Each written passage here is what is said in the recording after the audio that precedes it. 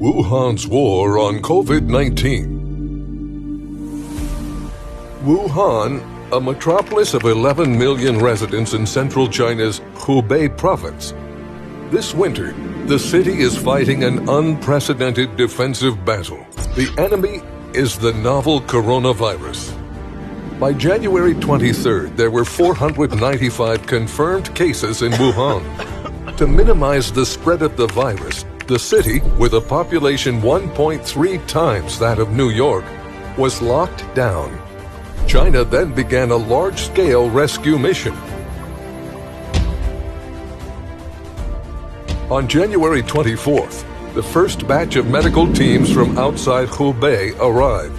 Meanwhile, Chinese companies were ordered to build a 1,000-bed hospital within 10 days, and a second soon followed. On January 25th, China held a top-level meeting on the outbreak, and confidence in winning the battle was expressed. Unfortunately, the disease continued to spread. By February 2nd, the total confirmed cases in Wuhan surpassed 5,000. The next day, the construction of 3 temporary hospitals began. Since February 7th, the Chinese government has called on 19 other provinces and municipalities to send medics to cities in Hubei. On February 9th alone, 6,000 medical workers landed at Wuhan's airport. On February 11th, the total number of confirmed cases in the city neared 20,000. 2 days later, the Chinese Air Force sent cargo planes, carrying 1,400 more medics from the army. Over 1,500 medical workers have been infected, and some laid down their lives to save others. To plug a shortage of protective suits, masks, and other medical supplies, Chinese manufacturers from various industries were mobilized.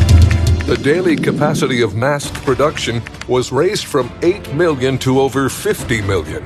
Huge volumes of material supplies headed for Wuhan. By February 23rd, China had dispatched over 330 medical teams, incorporating 41,600 medics to the virus-hit Hubei. Wuhan has built 2 infectious disease hospitals, increased the number of designated hospitals to over 40, and put in use 13 temporary hospitals, bringing the total number of available beds to over 40,000, while preparing another 70,000 beds at quarantine sites. No one is left unattended. Fortunately, new confirmed cases in Wuhan have finally started to decline. The dawn of victory has appeared. WHO Director General Dr. Tedros Adhanom Ghebreyesus said, "At its source appear to have bought the world time, even though those steps have come at greater cost to China itself." It is a special war between humans and a new virus. Defending Wuhan is protecting China and the whole world. No victory should be hastily announced until there is a complete win.